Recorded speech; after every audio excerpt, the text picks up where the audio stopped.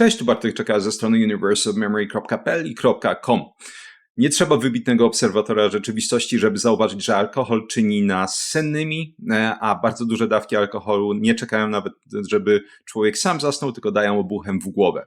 Natomiast pytanie jak zawsze brzmi, jakie mechanizmy za tym stoją? Ja pokrótce omawiałem te mechanizmy w drugim filmiku na tym kanale, gdzie omawiałem jaka błędna pętla powstaje, jeśli chodzi o produkcję energii i właśnie cykl snu. W przypadku, kiedy pijemy alkohol wieczorem, nawet stosunkowo niewielkie dawki, następnego dnia ratujemy się kawą. Natomiast w tym filmiku omówimy sobie te mechanizmy dokładnie.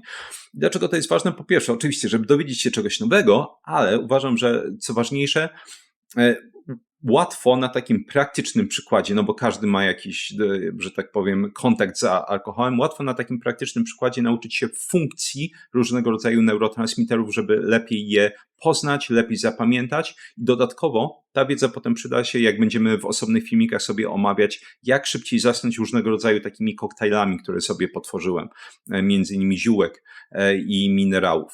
Więc ta wiedza też ma oczywiście wymiar praktyczny i ostatnią rzeczą, jeśli chodzi o praktyczny wymiar tej wiedzy jest to, jak łagodzić, bo to też omówię pokrótce, jak łagodzić skutki uboczne, przynajmniej część skutków ubocznych picia alkoholu. Nie chodzi tu o picie elektrolitów, uzupełnianie na przykład witamin rozpuszczanych w wodzie z grupy B czy witaminy C. Będziemy mówić na przykład o tym, jak naprawić trochę ten sen, jak zmniejszyć stany lękowe i tym się zajmiemy. Zaczniemy sobie od GABY. GABA, czyli kwas gamma-aminomasłowy.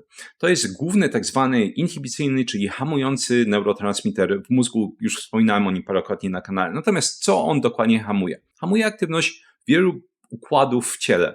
Możemy zacząć od tego, że będzie działać hamująco na aktywność neuronów przewodnictwo nerwowe.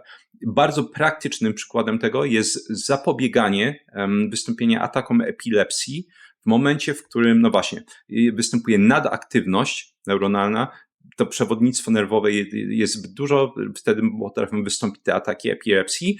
I jak się tym atakom, epizodom zapobiega farmakologicznie, dając przykładowo jeden z takich najpopularniejszych leków, pregabalinę. Nawet tam jest gabalina. I właśnie ta pregabalina będzie zwiększać aktywność GABY w mózgu i tym samym GABA będzie działać hamująco na aktywność nerwów i tak tym epizodom zapobiegamy. Natomiast oczywiście jak prawdopodobnie wielu słuchaczy wie, którzy mają jakieś kłopoty na przykład lękowe, czy leczą się na depresję, że pregabalina jest też podawana pacjentom, którzy właśnie mają między innymi takie kłopoty. I nie bez powodu i kolejną właśnie funkcją GABY jest działanie anksjolytyczne, czyli przeciwlękowe. Będzie zapobiegać po prostu występowaniu tych stanów lękowych, może zapobiegać występowaniu albo przynajmniej łagodzić epizody depresji. Trzecią funkcją jest, kiedy agonizujemy receptory GABA, są dwa receptory GABA w organizmie, kiedy będziemy je agonizować, czyli aktywizować, to pojawia się senność. I właśnie dlatego alkohol w nawet niewielkich dawkach będzie powodować ten pierwszy rzuty senności. Dodatkowa taka ważna funkcja to jest miorelaksacyjna, czyli rozluźnianie pracy mięśni. Między innymi dlatego też znowu kieliszek 2 i człowiek nie dość, że czuje się taki bardziej, wszystkie te lęki właśnie, czy jakieś zmartwienia uciekają, nadpobudliwość, że te wszystkie jakieś natrętne myśli i też człowiek po prostu się rozluźnia, rozpływa. Takie jest w skrócie działanie GABY. Czyli z jednej strony będziemy aktywizować receptory GABA, w ten sposób się wyciszając i powodując tą senność, ale z drugiej strony alkohol działa kompleksowo, będzie obniżać aktywność glutaminianu. Glutaminian to jest ten główny taki pobudzający neurotransmiter w mózgu. Im większe stężenie tego glutaminianu, tym większe pobudzenie neuronalne. I oczywiście, jeśli tego glutaminianu będzie zbyt dużo, dochodzi tak po prostu do neurotoksyczności, tak zwanej ekscytotoksyczności w wykonaniu glutaminianu. Natomiast jako ciekawostkę można jeszcze wspomnieć, że ta mgła umysłowa, którą będziemy odczuwać często ucząc się zbyt długo rozkminiając jakiś problem, ona jest również powodowana, tak patrząc na najnowsze badania, które bazują na jeszcze starszych badaniach sprzed paru dekad, jest również powodowana zbyt dużym stężeniem glutaminianu. I między innymi można sobie obniżać ten poziom glutaminianu agonizując GABę właśnie, ale nie tylko przy pomocy alkoholu, do czego sobie zaraz dojdziemy. Trzecim mechanizmem jest interakcja alkoholu z receptorami adenozyny. Adenozyna tuż obok GABY jest drugim takim inhibicyjnym, hamującym aktywność neurotransmiterem w mózgu. Jak alkohol będzie współpracować tutaj z adenozyną? Po pierwsze, będzie dochodzić do agonizacji receptorów adenozyny. Mamy 4 receptory adenozyny A1, A2, A2B i A3 i alkohol będzie agonizować receptory A1 i A2A. I w momencie, w którym te receptory są agonizowane, czyli aktywizowane, również dochodzi do senności. Wyższy poziom adenozyny, jak i GABY będzie powodować zwiększoną senność. Jeszcze jako taki ekstremalny przykład tego, jak GABA może powodować senność poza alkoholem, jest tak zwany GHB, czyli pigułka gwałtu, mówiąc kolokwialnie. Właśnie ona powoduje tak mocną agonizację tych receptorów GABA, że po prostu ofiara potencjalnie traci przytomność. Natomiast jako ciekawostkę też można wspomnieć, że są tak zwane substytuty alkoholu, czyli jeśli ktoś chciałby doświadczyć część tego upojenia alkoholowego, natomiast bez takiej ilości skutków ubocznych, jakie alkohol oferuje, kiedy konsumuje się go w większych ilościach, to właśnie jednym z takich substytutów jest GHB, czyli niektórzy kupują sobie ten GHB, bo to jest absurd, można sobie kupić to w internecie kolekcjonersko na stronach z dopalaczami. Niektórzy sobie używają to jako właśnie substytut alkoholu, czyli wtedy to zamienia się w pigułkę, nie wiem, samogwałtu, ewidentnie. I drugim takim substytutem alkoholu, co ciekawe, jest fenibut, chociaż to jest takie, bym powiedział, rekreacyjne stosowanie fenibutu, bo zwyczajnie ma inne zastosowania. No, parę takich biochemicznych ciekawostek, mam nadzieję, żeby to wszystko się lepiej kodowało i lecimy dalej. Więc większy poziom GABY, większy poziom adenozyny równa się większa senność. Natomiast trzeci sposób, w jaki alkohol będzie wpływać na powstawanie większej ilości adenozyny, jest rozkład cząsteczek ATP, czyli tej naszej waluty energetycznej, o której sobie mówiliśmy, trifosforana, a właśnie adenozyny wielokrotnie na kanale. I cząsteczki ATP właśnie w momencie, w którym będziemy spożywać większej ilości alkoholu, szczególnie większej ilości, ale nawet niewielkiej ilości alkoholu, one muszą być zużywane między innymi, żeby metabolizować, detoksyfikować alkohol, czyli jest zwiększone zużycie ATP. I w tym momencie z tego zwiększonego zużycia rozkładu cząsteczek ATP będą powstawały zwiększone ilości adenozyny. Więc to jest jakby kolejny mechanizm, w jaki alkohol będzie wpływać na zwiększenie tego poziomu adenozyny. I ostatnim mechanizmem jest to jest wciąż hipoteza, nie widziałem mnóstwo badań na ten temat, ale że poziom adenozyny ogólnie będzie zwiększać się w komórkach w momencie, w którym następuje jakaś infekcja, zagrożenie dla, można powiedzieć, takiej pełności istnienia mitochondriów ogólnie. Czyli w momencie, w którym bierzemy czy spożywamy jakieś toksyny, jesteśmy na nie narażone, jesteśmy chorzy na przykład, poziom adenozyny w komórkach zaczyna się zwiększyć, ponieważ adenozyna ma również działanie cytoprotekcyjne, a więc chroni komórki przed szkodliwymi wpływami. Zwyczajnie jakby to stężenie adenozyny w komórkach, jak widziałem gdzieś tam w badaniach, to jest mniej więcej 300 mmol, natomiast potrafi się zwiększyć wielokrotnie w momencie, w którym występuje jakieś zagrożenie. Więc całościowo to jest trzecim mechanizmem jest wpływ alkoholu na adenozynę. Czwartym mechanizmem jest wpływ alkoholu na melatoninę i nie jest to tak łatwe, jak twierdzą internety, bo jak szukałem informacji na ten temat, żeby zobaczyć, jaki jest taki konsensus na różnego rodzaju popularno-naukowych stronach, to zauważyłem, że jest twierdzenie, że alkohol po prostu nieodwołalnie będzie zaburzać wydzielanie melatoniny i między innymi w ten sposób będzie negatywnie oddziaływać na sen. Co nie jest to prawda, przynajmniej nie jest to pełna prawda. Wyniki są dosyć mocno mieszane. Były takie badania jeszcze w latach 90., gdzie pokazywano, że tak, spożycie alkoholu może wpływać negatywnie na wydzielanie melatoniny, tak samo jak, nie wiem, choćby niebieskie światło. Natomiast te nowsze badania tak naprawdę dosyć zakłóciły ten obraz. Jeśli chodzi na przykład, w jednym badaniu pokazano, że u młodych osób potencjalnie, które konsumowały około 0,5 grama alkoholu etylowego na 1 kg masy ciała, zarówno panowie, chociaż to było 0,54 dosłownie, i panie 0,49, u nich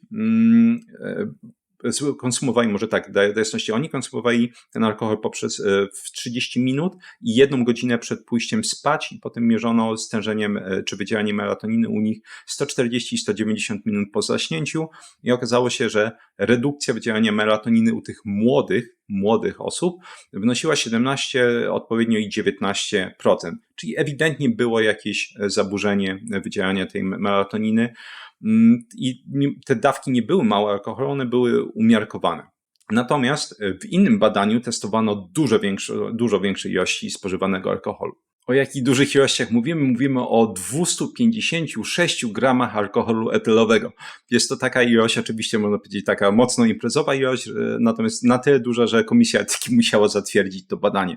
Natomiast zostało ono zatwierdzono i zbadano 11 zdrowych mężczyzn jako ochotników i mierzono właśnie, czy wpływ takiej bardzo dużej dawki alkoholu, czy dawek alkoholu, ponieważ oni spożywali to w przeciągu dnia, wpłynie na wydzielanie melatoniny. Czyli na przykład, czy nie spowoduje między innymi tego, że melatonina będzie w większych ilościach wydzielana podczas dnia, kiedy nie powinno się to dziać i okazało się, że u tych zdrowych mężczyzn to ostre, więc jednorazowe spożycie większej ilości, czy bardzo dużej ilości alkoholu nie wpłynęło specjalnie czy specjalnie w ogóle nie wpłynęło na wydzielanie melatoniny w ciągu dnia. Natomiast u 6 z 11 osób było lekkie przesunięcie wydzielania melatoniny w pierwszej połówce nocy. Natomiast jakby nie było widać specjalnego zaburzenia. Więc u młodych osób, to ciekawe, było to widać, ale też wiemy z innych badań, że młode osoby, ich cykl senny jest dużo bardziej wrażliwy na różnego rodzaju zakłócacze, tak mówiąc. I tutaj widać to nawet po alkoholu, co ciekawe. Jest takie pełne zazębienie, że młodzi ludzie jednak potrzebują tego snu więcej i ten sen jest bardziej podatny jeszcze raz na te zakłócacze. U osób dorosłych, czy w tym przypadku mężczyzn, okazuje się, że nie miało to specjalnie wpływu. Natomiast co u osób, które będą notorycznie spożywać alkohol? Tutaj znowu sprawa trochę się komplikuje. U alkoholików podczas epizodów picia występuje zazwyczaj zwiększone stężenie melatoniny. Co ciekawe, to zwiększone stężenie melatoniny jest również wykrywane w przeciągu dnia, co jest jednym z powodów, który taki tłumaczy, dlaczego osoby takie są również tak mocno senne w przeciągu dnia. Natomiast innym ciekawym zjawiskiem jest okres odstawienia, czy okres abstynencji u takich osób, czyli jeśli osoby, które są alkoholikami, osoby chronicznie pijące alkohol, odstawią alkohol, to jak w jednym badaniu pokazano, badanie trwało 4 dni, u takich osób następuje gwałtowny spadek wydzielania melatoniny w przeciągu nocy i jak stwierdzono w tym badaniu, w przeciągu tych 4 dni nie doszło do żadnej normalizacji wydzielania melatoniny. W innym badaniu widziałem, że taka normalizacja tego wydzielania melatoniny, jeśli ktoś już przechodzi na tą abstynencję, przynajmniej tymczasowo, następuje dopiero po około 2 tygodniach, więc jednak zajmuje to troszeczkę czasu. Patrząc ogólnikowo na ten kolejny mechanizm, widzimy, że oddziaływanie alkoholu na wydzielanie melatoniny będzie zależało od tego, czy mówimy o chronicznym piciu, czyli tak naprawdę o alkoholizmie, czy mówimy o ostrym piciu w większej ilości, czy mówimy o osobach młodych, czy mówimy o osobach dorosłych, tak jak te osoby, które spożywały ponad 250 gramów alkoholu etylowego, ale też oczywiście wciąż trzeba badań na ten temat, bo jeden z badaczy poruszył w jednym z badań, że nie ma specjalnie kobiet, które biorą udział w tych eksperymentach. Była jedna kobieta w tych eksperymentach, które cytowałem tylko jako uczestniczka, więc naukowcom nie udaje się dla dobra nauki powiedzieć, że kachna, bogna, musicie pić wódę dla dobra nauki. Może kiedyś to się wydarzy, ale bez tego jakby nie będzie pełnych informacji, jak na przykład będzie to, jaki efekt będzie miało u płci pięknej. Na ten moment, że tak powiem, jest niewiele informacji na ten temat. Mechanizmem numer 5 jest mieszanie alkoholu w fazach snu. Zwyczajnie będziemy wyróżniać 4 fazy snu, tak zwany sen nie REM, czyli non-REM, który będzie mieć 3 fazy snu. Kiedyś to były 4 fazy, potem jakby stwierdzono, że tak naprawdę będziemy to klasyfikować jako fazy 1-3 i faza 4, czyli ten sen REM, czyli kiedy występują gwałtowne, szybkie ruchy gałek ocznych. Więc mamy te 4 fazy snu. Zwyczajnie, kiedy zasypiamy, szczególnie jeśli będzie to działo się przed północą, ten głęboki sen, czy te pierwsze 3 fazy, szczególnie faza 3, będą dominować, jeśli chodzi o cykl senny, który trwa między 90 do 110 minut. Po tym pierwszym cyklu snu, czyli 90-110 minutach, dopiero dochodzi do pierwszych epizodów tego snu REM, kiedy głównie odbywają się te różnego rodzaju marzenia senne, koszmary też mogą się dziać i ten pierwszy epizod tego snu REM będzie trwać około 10 minut. I potem z każdym kolejnym cyklem snu długość tych pierwszych 3 faz będzie się skracać, a długość snu REM będzie się wydłużać i on gdzieś tam w tych ostatnich cyklach sennych może trwać nawet 30 minut. I co nam robi tutaj alkohol? Alkohol będzie, co ciekawe, tłumić fazę REM, czyli będzie tłumić tą fazę rapid eye movement, czyli gwałtownych ruchów gałek ocznych. Natomiast, jak pokazują badania, i sam byłem tym zdziwiony, jest w stanie, przynajmniej w początkowej fazie, pogłębiać te głębokie fazy snu, między innymi fazę 3, non-REM. Więc alkohol przede wszystkim, kiedy będzie konsumowany, będzie powodować tłumienie tej fazy REM. Natomiast życie nie znosi próżni i wychodzi na to, że te cykle snu również nie znoszą próżni. W momencie, w którym ten alkohol jest metabolizowany, dochodzi do gwałtownego wydłużenia fazy REM. I to jest ta faza snu również, kiedy, no właśnie, tam jest to rapid eye movement, gwałtowne ruchy gałek ocznych między innymi, ale też następuje między innymi przyspieszenie oddechu. Tak, mogą występować ruchy, występują marzenia senne. W tych pierwszych fazach snu, o których sobie mówiliśmy, dochodzi do zwolnienia, na przykład pracy serca, między innymi zmniejszenia aktywności genitaliów. W tych fazach ona raczej nie występuje, natomiast w tej fazie REM również, kiedy te marzenia czasami przyjemne się odbywają, ta aktywność genitaliów może być zwiększona. Więc w momencie, w którym zaczynamy metabolizować alkohol, bo już go zmetabolizujemy, następuje gwałtowne odbicie tej fazy REM i wydłużenie jej.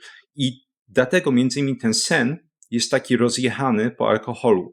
Bo ta faza, kiedy my jesteśmy pobudzeni, to bicie serca jest większe, zwiększa się trochę temperatura ciała, jest po prostu dłuższa. Człowiek nie jest w stanie, nie ma równowagi między tymi fazami non-REM i REM w przypadku konsumpcji alkoholu, szczególnie czas, kiedy ten alkohol już jest zmetabolizowany i też szczególnie jeśli spożymy większej ilości alkoholu, to zaburzenie tych faz snu jest w stanie trwać nawet parę dni. I oczywiście to będzie współgrało między innymi z potencjalnie współdziałaniem na wycieranie melatoniny, jak sobie mówiliśmy. Więc trzeba dobrych paru dni, żeby to wszystko się unormowało i człowiek zaczął jakoś funkcjonować. Obiecałem również praktyczną wskazówkę, jeśli chodzi o łagodzenie negatywnych skutków picia alkoholu. Więc w przypadku, tak jak mówiliśmy sobie o odbiciu tej fazy REM, po tym jak alkohol jest zmetabolizowany, to samo będzie się działo w przypadku glutaminianu. Następuje, bo mówiliśmy sobie, że alkohol będzie tłumić wydzielanie glutaminianu, będzie zmniejszać jego koncentrację, stężenie w mózgu. Natomiast w momencie, w którym zmetabolizujemy ten alkohol, znowu mózg nie znosi próżni, następuje odbicie glutaminianowe. Glutaminian zaczyna gwałtownie zwiększać swoje stężenie i to jest jeden z takich mechanizmów neurotoksycznych alkoholu na mózg, właśnie poprzez zwiększanie poziomu glutaminianu, co jest w stanie uszkodzić między innymi nerwy, jest w stanie uszkodzić mitochondria w całym mnóstwie komórek. I ponieważ glutaminian, mówiliśmy, że to jest taki pobudzający hormon, to dlatego też między innymi człowiek ma często właśnie jakiś taki jest niespokojny, ma niespokojne myśli, może ma nawet stany lękowe, ciężko mu też zasnąć między innymi z tego powodu. I dlatego można sobie, właśnie, poradzić z tym, przynajmniej złagodzić te skutki, biorąc jakiekolwiek środki, które będą agonistami GABA. I oczywiście mówiliśmy sobie, że agonistami GABA jest chodzi pregabalina, są oczywiście też inne farmakologiki, barbiturany, benzodiazepiny, czyli tak zwane Z-drugs. Natomiast to są farmakologiki, nas to nie interesuje, tak? Co możemy zrobić naturalnie, żeby podbić poziom GABY? Z takich bardzo prostych rzeczy, większe dawki magnezu. Tak, czyli po paręset, na przykład 400-500 mg cytrynianu magnezu, też zawsze warto, przypominam, zobaczyć, czy nie ma przeciwwskazań do brania większych dawek. patrząc na to, jakie leki między innymi spożywamy, czy inne suplementy. Tak ku przypomnieniu. Więc na przykład spożycie większych dawek magnezu, z klasyków waleriana, rumianek, melisa na różne mechanizmy, już nie będę ich omawiać, są w stanie również zwiększać stężenie poziomu GABY i tym samym pomogą zasnąć i wyciszą człowieka.